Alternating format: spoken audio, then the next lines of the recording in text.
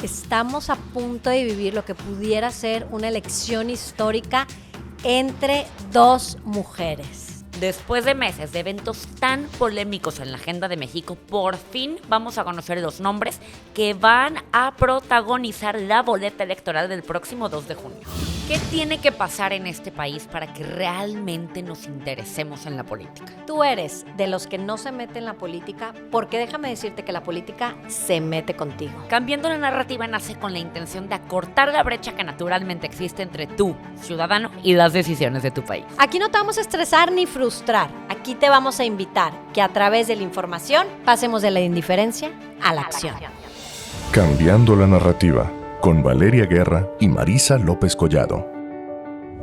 Hola, bienvenidos a Cambiando la Narrativa. Estamos emocionadas, estamos felices de arrancar este primer capítulo en una semana donde se van a definir demasiadas cosas en la agenda nacional, en la agenda política. ¿Estamos listas, Marisa? Viene interesantísimo por donde lo quieras ver. O sea, llevamos 70 días ya de una pre-campaña disfrazada de campaña anticipada, por así decirlo, de Morena, que creo que vale la pena poner atención y vale la pena entrar en datos y en detalles. ¿Cómo has estado, Valeria? ¿Cómo te fue con el regreso a clases también? No, pues yo prefiero vacaciones siempre, porque ¿sí? es poner el despertador súper temprano para ver a los niños, pero ya mis hijos ya van más para allá que para acá. Todavía Oye, tengo a dos que llevo al colegio. Aparte, eso justo te iba a decir. O sea, ahorita que hemos estado trabajando mucho, Valeria y yo, a mí me consta que esta mujer, o sea, aparte de empresa, ya sabes de que este nuevo proyecto de podcast político o análisis o como le quieras ver, lleva la agenda de 4 niños, o sea, bueno, 3 porque entiendo que uno ahorita lo tienes en boarding school, pero pasa la chiquita, le da el beso para el ballet, luego está viendo cómo coordina la recogida de uno y de otro. Yo no sé cómo te da la cabeza en el buen sentido. Pues hay que hacer la chamba, y una chambona que nos toque y que me guste y que la tomo y que la asumo es qué está pasando en lo público. Entonces vámonos al análisis, y a mí me encanta esto que les vamos a compartir, porque lo que queremos es hablar en todos los capítulos como de 3 ideas principales que vamos a estar desmenuzando, que vamos a estar analizando, y empezamos con lo que va a suceder esta semana en México. El otro miércoles, o sea, ya ahorita, miércoles 6 de septiembre, Morena dice por fin, a ver, el destape oficial del candidato disfrazado, porque están violando la ley electoral a diestra y siniestra a ambas partes, disfrazado del coordinador de la transformación de lo que tú quieras, ¿no? Entonces, por eso es importante, por eso quisimos sentarnos a platicar contigo, pero te quiero explicar y recapitulamos rapidísimo lo que ha pasado para llegar a este momento. No me va a dejar mentir, perdóname, nadie de lo que nos está escuchando, que venimos de 5 años de un sexenio presidencial muy autoritario. O sea, la manera en cómo Andrés Manuel ganó 30 millones de votos es histórica y muy difícilmente vamos a ver un candidato que arrase en las urnas de la manera como él arrasó. Para que nos demos una idea de números, Enrique Peña Nieto ganó con 19 millones de votos, o sea, 30 millones es suficiente. Y AMLO se ha mantenido con una aprobación del 60% en lo que va a su administración. A ver, para la gente que no trae, qué bueno que traes eso a la mente, porque para la gente que no trae números políticos en la cabeza, una aprobación, un porcentaje aprobatorio ya era muy bueno. O sea, para cualquier político un 51% saliendo del ejercicio del poder, porque el ejercicio del poder desgasta la aprobación naturalmente, era algo aprobable. 64%. Y todos los meses lo ha mantenido. 64%. La aprobación de Andrés Manuel, qué bueno que lo trajiste a la agenda, se traduce literalmente, hablando de Morena, en intención de voto para el partido. Morena es un partido que trae la imagen ligada completamente a la imagen presidencial.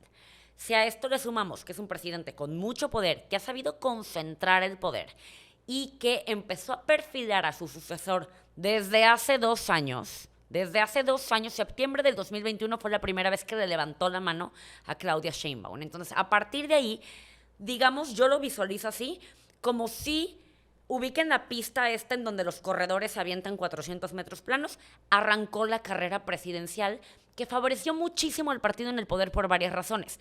Claudia Sheinbaum como jefa de gobierno, Marcelo Ebrard como canciller, Adán Augusto como secretario de gobierno y el resto, o sea, Monreal, Noroña, Manuel Velasco que se sumó al final, lo que tú quieras ver, estaban en la agenda mediática todos los días, no por su nombre y apellido, sino por el puesto que representaban. O sea, Claudia Sheinbaum iba a un evento como jefa de gobierno, hablaba de la parte oficial como jefa de gobierno, tenía prensa que naturalmente la cubría todos los días por ser jefa de gobierno, terminando se aventaba, como un chistorete de las corcholatas o lo que tú quieras, y esa era la nota. Marcelo Ebrard había un pretexto para que fuera a la mañanera por ser canciller y estaba en agenda nacional, o sea, en la agenda pública. Y es muy bueno en TikTok. A mí no me encanta, fíjate, pero coincido contigo. Tiene sus fans. Coincido contigo que aporta a otro sentido, ¿no? Adán Augusto lo mismo como secretario de gobierno. Entonces, llevaban una carrera anticipadísima aprovechándose de los puestos que tenían en su momento, ¿no? ¿Qué pasa? Marcelo Ebrard quiere romper con esta ventaja que le había dado el posicionamiento hacia Claudia y hace que las corcholatas, o empuja más bien a que las corcholatas renuncien.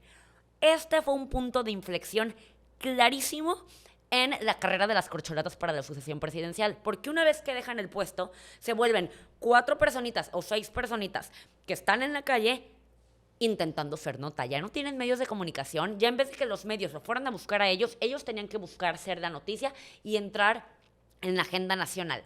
Lo que yo veo es que 70 días después, porque vale la pena decirlo, lo veo hoy con otros ojos a como arrancamos hace 70 días. En su momento veíamos que renunciaron todos, que Marcelo empezó como si realmente fuera a cambiar los números de las encuestas, pero que 70 días nada cambió. ¿Por qué nada cambió? Y ahora sí lo podemos ver. Porque las reglas que les pusieron fueron muy estrictas en el sentido que no hubo algo que los hiciera que cambiara la narrativa o que hubiera una variable que pudiera cambiar los números. No los dejaron debatir, no los dejaron dar propuestas, no los dejaron ir a medios de comunicación. Entonces realmente lo que vimos ahorita fue que Claudia Sheinbaum supo administrar la ventaja que llevaba.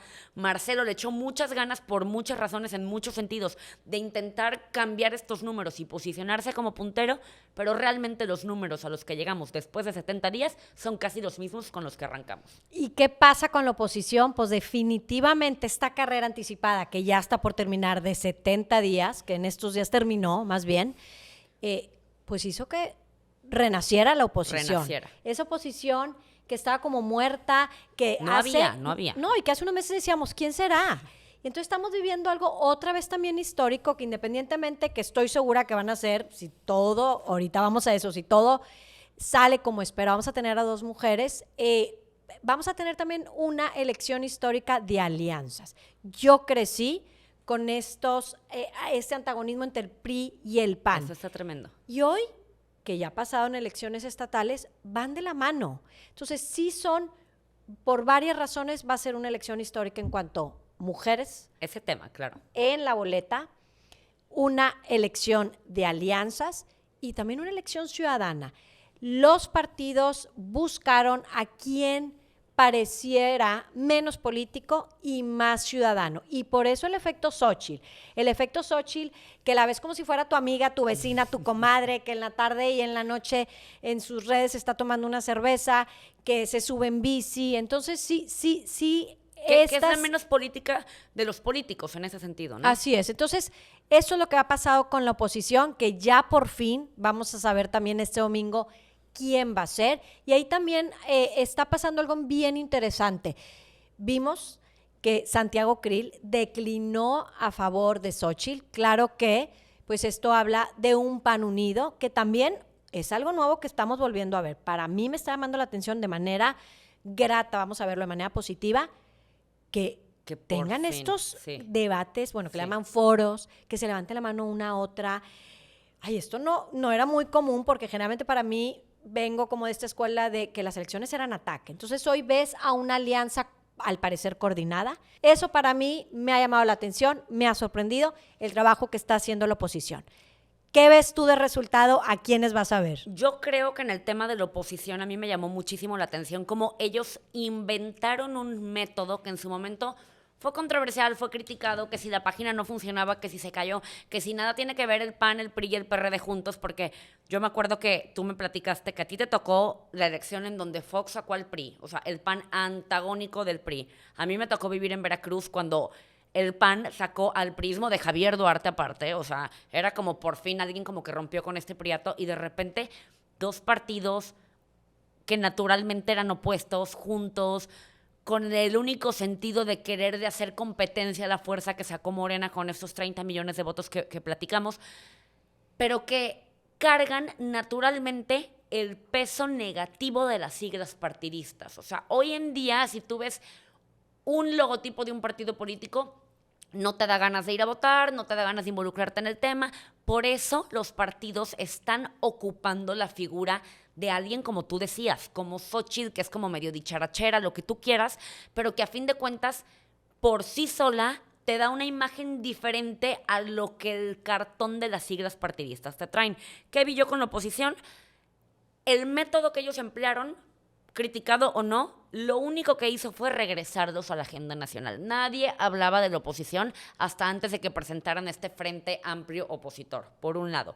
Por otro lado, de ambas Cambiando partes, la no me vas a narrativa, dejar mentir, con Valeria Guerra empezó como y un Marisa método López ciudadano, Collado. en donde, a ver, Morena va a escoger al sucesor presidencial por una encuesta ciudadana, que van a salir a hacer casa por casa, y la oposición, todo el mundo se puede registrar en la página del Frente Amplio Opositor, y como ciudadanos vamos a elegir quién va a ser el candidato del Frente. Pero a fin de cuentas hay tantos intereses atrás de las decisiones políticas que está siendo un método ciudadano que disfraza realmente las decisiones de los personajes que se interesan en esto. Porque ¿a qué voy con esto? Por parte de Morena, ok, sí, es una encuesta de la ciudadanía con una casa encuestadora independiente. Una casa encuestadora que Morena le va a dar las preguntas, cuánto vale cada pregunta y la muestra poblacional de a quién van a ir a entrevistar.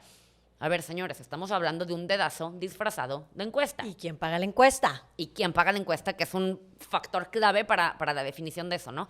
Y por parte de la oposición, sí creo que jala un poquito más en el sentido en el que yo sí vi a mucha gente que no se involucraba en la política registrarse en la página del Frente Amplio Opositor, pero lo que estamos viendo ahorita es la estructura del PRI con Beatriz Paredes contra la estructura panista con Xóchitl Gálvez. O sea, a ver quién moviliza más firmas también en la página para que en este domingo ya se tome la decisión. Veíamos, para mí, que no había otra opción que los partidos voltear a ver, si quieres decirlo, o como lo dices, Marisa, de manera disfrazada, pero tenían que voltear a ver a los ciudadanos para decirles, tú también participa, tú también opina, y son como estas famosas primarias que Estados Unidos hace, ¿no? Y otros países en donde nos empiezan a involucrar desde muchos meses antes. ¿Cuál es tu apuesta?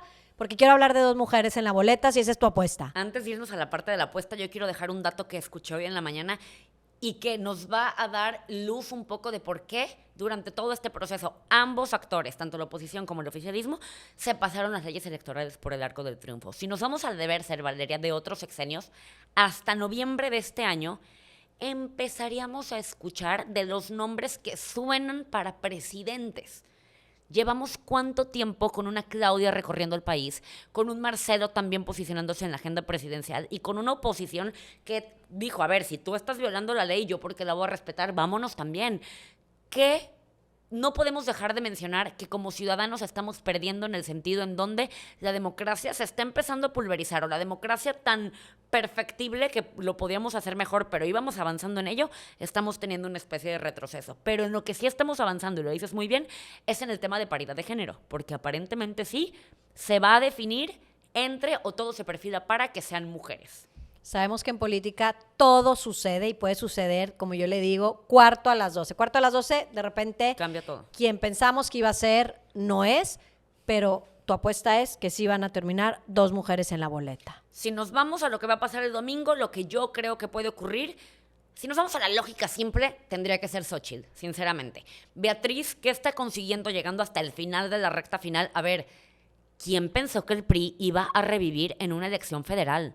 O sea, realmente el PRI para mí ya ganó. Después de la campaña tan negativa que traía con este desprestigio que viene de Enrique Peña Nieto, de todos los Duartes, de todo lo que pasó en el país en el 2016 y en adelante, el PRI va a tener más fichas de negociación para posiciones políticas después de todo este empuje que Beatriz tuvo a través de su estructura, por supuesto, para llegar al final de la contienda. Pero para mí sería realmente un error si llega a quedar Beatriz en la boleta final por parte de la oposición.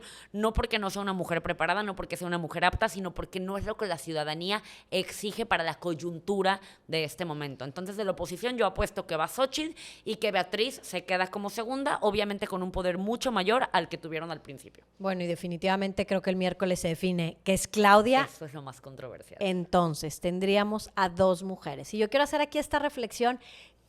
¿Cuál es el impacto de tener a 2 mujeres en la boleta electoral? Me encantaría, lo que he investigado, ningún otro país ha vivido una experiencia parecida en el que tengamos a 2 partidos o 2 fuerzas importantes solo con 2 mujeres. Pero también voy a estar leyendo algunos números. Vale la pena. Vale la pena para que veamos el impacto que va a tener esto. Y yo así el primer impacto que pienso es en mis hijas, mis 2 hijas, que tengo 2 y 2, y en todas las niñas y jóvenes que de repente van a ver en los debates a 2 mujeres. Y obviamente, si todo sale como pensamos, 2 mujeres fuertes, preparadas, con experiencia en la vida pública, visibles. Pero ¿qué pasa también en México? Y también sería muy ingenua pensar que porque ya llegaron 2 mujeres, ya todo va a cambiar. Todo va a cambiar. En México todos los días matamos a 11 mujeres diariamente. Por el hecho de ser mujer. Por el hecho de ser mujer. Hay una brecha laboral que el hombre gana 34% más por hora que la mujer. Y el trabajo en casa, ese trabajo de verdad, el 70 y tantos % lo sigue haciendo la mujer. Cuando yo voy a trabajar, salgo de mi casa a trabajar, salgo a trabajar porque sé que en la casa hay un trabajo que hacer, todas las que nos escuchan que se dedican al hogar, digo medio en broma, medio en serio, ya me voy de mi oficina, ahora sí me voy a mi trabajo de verdad. Entonces, estos son los números que han hecho que México siga siendo un país desigual y un país inseguro. Entonces, a mí me emociona pensar que el que lleguemos a una elección teniendo a 2 mujeres tenga un impacto positivo. Ayer me escribió una directiva de una empresa y me dice, Valeria, tengo semanas pensando esto. ¿Va a suceder? ¿Va a ser de verdad? Y yo también, todos estos días estoy. ¿Qué hicimos en México? ¿Qué tuvo que haber pasado para que estemos aquí? Y tengo como 3 ideas así muy rápidas a las que me quiero... No, pero vamos bien, con el techo de cristal que todas hemos ido rompiendo, ¿no? Sí, bueno, básicamente para mí como las ideas principales es, las cuotas funcionaron. Las famosas cuotas que son polémicas, que muchísima gente en contra dice, ay, no, es que prefiero talento que cuotas. Las cuotas son para crear un piso parejo. Hay que crear primero un piso parejo para que podamos llegar de igual manera. En el 2018, en la elección del 2018, fue la primera vez que el Congreso, las 2 cámaras fueron realmente paritarias, 50 y 50. Y esto otra vez cambia la narrativa, hace que otras mujeres digan, es posible llegar a estos puestos de poder. Esas cuotas las tuvimos que ir perfeccionando, porque no sé si te acuerdas, aquí los que nos están escuchando, que antes estaba el titular y el suplente. Entonces la titular era mujer, el suplente era hombre. Una vez que ganaba la mujer, la forzaban a que saliera y volvían a quedar los hombres. Hoy tienen que ser del mismo género. Para quien, nada más quiero hacer un paréntesis rápido, para quien no entienda qué es el término cuota, por ley te obligan a que X porcentaje de tu gabinete, de tus candidaturas, lo que sean, tienen que ser mujeres. Y era muy controversial porque mucha gente decía, pero ¿por qué si tengo a alguien más capaz que ese hombre tengo que sentar a una mujer? Creo, y lo platicábamos tú y yo, que el hecho de meter cuotas o de obligar a que se tenga que cumplir una cuota fue como este calzador en donde empezó la mujer a participar en la agenda pública. Probablemente ya después de esto naturalmente se va a dar esta paridad de género, por así decirlo. Pero para pasar pues, agenda completamente de hombres a empezar a meter a mujeres, tuvo que haber sido a través de las cuotas. Y una manera de bajar como esta tensión de ¿por qué cuotas? No es talento, ¿por qué tiene que ser un cierto grupo? Para mí es las cuotas siempre, o esa es la recomendación, son por un momento preciso, exacto. Hasta que llegamos a un piso parejo y ahí se quitan. Esa es la idea, que ojalá en unos años no tuvieran que existir las cuotas, pero para mí han funcionado y han logrado lo que hoy estamos viendo y estamos por ver. Sí. Otro también para mí trabajo que se ha hecho es, hemos estado más organizadas, sobre todo pensando y hablando de las mujeres. Yo todos los 8 de marzo participo en la marcha. Yo también. Pero cada vez he visto un cambio que a mí me inspira en estas marchas del 8M, que cada vez van más, y es el término correcto, más tipos de mujeres. Sabemos demasiadas mujeres. Van todo tipo de mujeres. Con diferentes personalidades, exactamente. Diferentes personalidades, estatus socioeconómico, que eso lo que nos hace ver es estamos organizadas. No te conozco y de repente te agarro el brazo y vamos juntas porque queremos seguridad, porque queremos un país igualitario. Y en la última marcha me ve a mi hija, que en ese entonces, bueno, hace 2, tenía 13 años. Y me acuerdo que sí, hubo ciertos momentos en que hubo algo de violencia o vandalismo. Y mi hija, me acuerdo que empezó a temblar y me agarraba el brazo y yo le decía, tranquilo, estamos aquí acompañando, hoy estamos aquí para que sea un mejor país para las mexicanas, para todas las mujeres. Y el no sentir esa rabia es un privilegio. Es un privilegio por completo. Porque a mí, en alguien cercana, a mí no me han matado a nadie, ni han violado a alguien cercano a mí, pero no que sé yo cómo sepa, actuaría, claro. Pero yo no sé cómo actuaría. Y eso le decía a mi hija de 13 años, para poder todas como estar aquí apoyándonos. Entonces también creo que las marchas y estos movimientos han ayudado. Y algo que me encanta es que cada vez que se acerca el 8 de marzo, no sé si te pasa, Marisa, pero me escriben amigos, me escriben compadres. ¿Qué hago? Colegas, mi esposo, ¿qué hago? ¿Qué digo? Pongo un Twitter, no sé si se van a ofender, si no. Y siempre les digo la palabra mágica. Son aliados, vamos juntos en esto. Te necesitamos, apoya. Entonces, bueno, se ha hecho la chamba. Todo eso se ha confraguado, exactamente. Se ha hecho la chamba, las cuotas han ayudado, estamos mejor organizadas y sí quiero hablar, por ejemplo, del caso de Santiago Krill. Hay gente haciendo el trabajo. Sí, fue como el ejemplo público, ¿no? Me encantó y que lo hiciera un político de muchísimos años y ojalá cuando se den estas situaciones en la empresa, en la iniciativa privada, más hombres puedan ser vocales de apoyar a una mujer que va en ventaja. Imagínate el dejar en tu casa el ego y decir, va ganando una mujer. Fíjate que a mí me pasó mucho que con el tema que comentas de Santiago, estoy anotando una idea porque no quiero que se me vaya, pero con el tema que comentas de Santiago, yo cuando empecé a ver cómo se estaba perfilando este tema del método opositor, me dio mucho miedo que se fuera a cometer el error típico de la oposición, y no me refiero solo de la oposición mexicana, en su momento la oposición de Venezuela lo cometió. ¿A qué me refiero con esto? A que el ego no te permitiera entender o aceptar, y los aduladores que naturalmente los políticos se van rodeando, no te permitiera ver de realidad que pues tú no tienes tanta posibilidad como tu compañero, ¿no? Y que eso hiciera que se empezaran a atacar, que se empezara a dividir, que hubiera una fractura interna en la estructura del partido o de la oposición, que se traduce también en la fractura a la hora de la movilización electoral, ¿no? Entonces, para mí el hecho que Santiago entendiera que pues el momento no le favoreció a él, las circunstancias no le favorecieron a él, el contexto en general no le favoreció a él, y que Xóchitl sí podía, y que se bajara de la contienda, dije, o sea, no van a irse con el típico ego de creer que yo sí puedo y por eso me quedo hasta el final, ¿no? Yo también se lo aplaudo y se lo celebro. Por el tema de qué tuvo que pasar, creo que vale la pena que nos vayamos ya para ir cerrando y para concluir a que, ok, muy probablemente vamos a tener a 2 mujeres, estoy hablando de Claudia y de Xóchitl, que sí, fue todo un avance por donde lo quieras ver, adelante. Pero hay una tercera vía. Antes de llegar a la tercera vía, que sé para dónde vas, ¿cómo? O sea, ¿qué tuvo que pasar para que llegaran a la boleta? Por un lado, a Claudia la puso un hombre. O sea, para que Claudia estuviera en la boleta fue un hombre el que la señaló y que la puso. Y a mí el perfil de Claudia, y lo platicábamos también tú y yo, me gustaba mucho como jefa de gobierno hasta antes de que la destaparan. Porque todo el talento, toda la inteligencia que tiene, todo el potencial que creo yo había desarrollado en la Ciudad de México, de repente lo dejó a un lado para caber en la figura de Andrés Manuel. O sea, para achicarse en lo que Andrés Manuel quiere que yo sea. Y pasó con muchas secretarias Pasó de con Estado. muchas secretarias. Que todas hasta la misma ropa, la misma forma de vestir, fue como de repente se achicaron estas grandes mujeres que siempre fueron visibles, que tuvieron voz propia y de repente todas como recortadas con la misma tijera.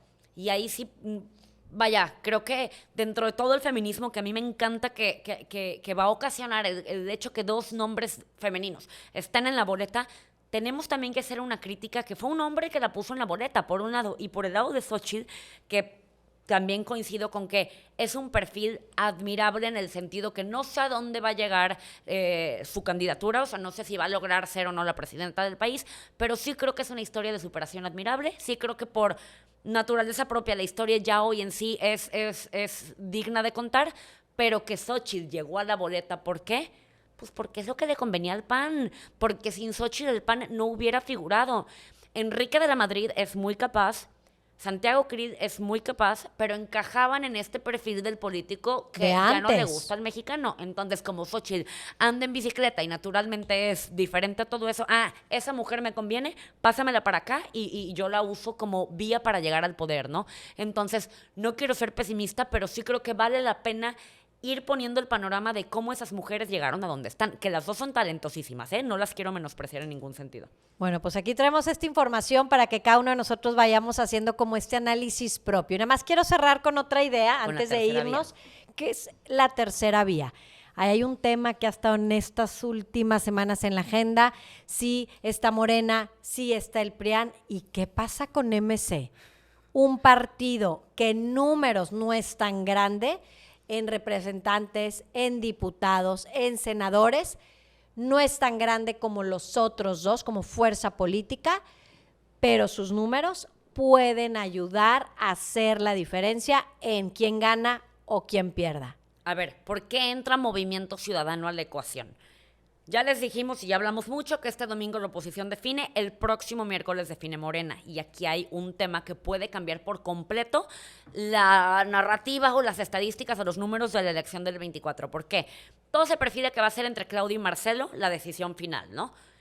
Todo indica que la encuesta o el dedazo disfrazado de encuesta va a favorecer a Claudia Sheinbaum. Lo que implica que Marcelo Ebrard va a tener una decisión importante. Si cuadrarse como segundo lugar por segunda ocasión, porque con Andrés Manuel ya le pasó, que en la encuesta salió que Andrés Manuel era el que tenía que representar el proyecto de la 4T, y Marcelo no solo se cuadró en esa decisión, sino que se ha cuadrado todo el sexenio, o sea, se ha tragado todas las barrabasadas en su momento que Andrés Manuel dijo y nunca levantó la mano cuando que si el perdón a España y el canciller callado, que sí, tuvimos muchos ejemplos de esos, ¿no? Pero bueno, el canciller jugó con todas las reglas que el presidente quiso y naturalmente debería de ser el sucesor si te guías por esa lógica.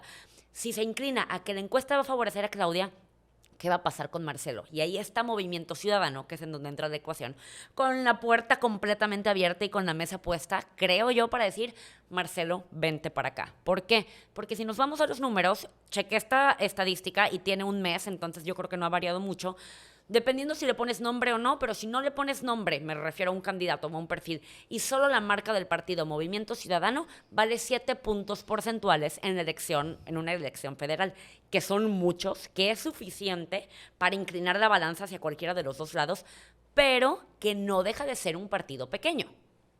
Entonces, el hecho que Marcelo Ebrard, solo un hombre, creo yo, como Marcelo Ebrard, ligado a Movimiento Ciudadano, puede hacer que Movimiento Ciudadano rompa la barrera por fin y pase a los 2 dígitos en una elección federal que, de una manera muy egoísta, creo yo, pero le va a servir para posicionarse como un partido fuerte previo a la elección del 2030. Pues vamos a esperar que pase este sábado, este miércoles. Nos vemos la siguiente semana donde vamos ya a analizar los resultados de los que hoy estuvimos aquí hablando y que te estuvimos presentando, pero antes de irnos... ¿Con qué nos quedamos de tarea? ¿Con qué nos quedamos? Y lo vamos a tratar de siempre cerrar, y digo tratar porque es el primer capítulo, con preguntas que nos hagan cuestionar todo, que nos muevan a la acción y sobre todo que nos inviten a cambiar la narrativa. Yo arranco con esta primera. ¿Cómo va a impactar el que veamos a 2 mujeres en nuestra vida? ¿Cómo lo asumo? ¿Cómo voy a sumar eso y cómo voy a cambiar las conversaciones? Yo con lo que me quedo y con lo que quiero invitar a todo el mundo es que se empiecen a involucrar en hablar de política. Ya de verdad dejemos a un lado esta frase de yo en política no me meto, bien lo dijiste, la política sí se está metiendo contigo, pero fuera de eso, nunca vamos a pasar a la profundidad del análisis de cuáles son las propuestas de cada candidato, de qué agenda traen para cambiar la realidad del país si no empezamos a hablar por lo básico. Calentemos motores, empezamos a ver quién es Claudia, quién es Xóchitl, quién es Marcelo, por qué MC va a ser una tercera vía, lo que sea, para que juntos nos vayamos involucrando y las decisiones que vamos a tomar en junio del siguiente año sean mucho más informadas, pero no nos vamos a informar en lo sustancial si no empezamos con lo básico. Entonces, todos a poner este tema en la mesa de una manera cordial, sin polarizar, sin entrar en controversia, pero informar qué se define en el país esta semana. Las elecciones no las hacen solo los políticos, las elecciones las hacemos todas y todos. Entonces nos vemos la siguiente semana. Qué gusto estar con todos ustedes. Muchísimas gracias por llegar hasta aquí. Por favor, síganos en nuestras redes sociales. Estoy como Marisa Informa. Valeria, ¿cómo te encuentro? Yo como V Guerra S de Valeria Guerra Siller. Oigan, y nos vamos a echar después un live para que vayan preparando las preguntas que nos pueden aventar por redes sociales también. Recuerda que toda la semana nos puedes buscar en YouTube y en Spotify. Con esto terminamos ya el primer episodio de Cambiando la narrativa. Cambiando la narrativa, con Valeria Guerra y Marisa López Collado.